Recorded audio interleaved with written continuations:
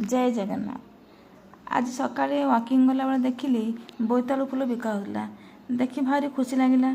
जहाँ हो बहुत दिन पर फूल टी मिलला मत कहीं आम घर समस्त बोईतालु फूल खाई बहुत भल लगे। आ से फूलटा मत गरम गरम भाजिले खाईगले भल लगे। तो आसला पर प्रथम तो पूजा पाठ करी पूजा कली तापर देखिली कौन करी तो भाजी आगरू पिठो चाउल टे बसली पिठो पाई से चाउल जीरा अदा रसुण पकई गोटे पिठो रेडी कली।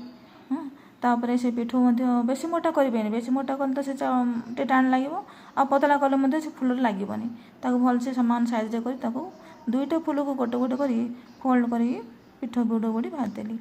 भाजला ताको अधिक भाजिले ठीक से दीपट जाक कलर आसिले भल लगे देखा में सुंदर लगे खावा मत भल लगे।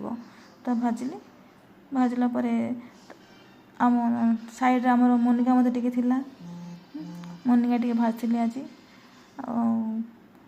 परिशेष तार बायन से बोईतालु फूलर मुंडिजा मत बहुत भल लगे ताको मोनिका भाजिली। मोनिका आगु रखी मोनिका भजा सरला से मुंडी बाहरला से भाजदेली। से बोईतालु मुंडी मत खाया बहुत भल लगे।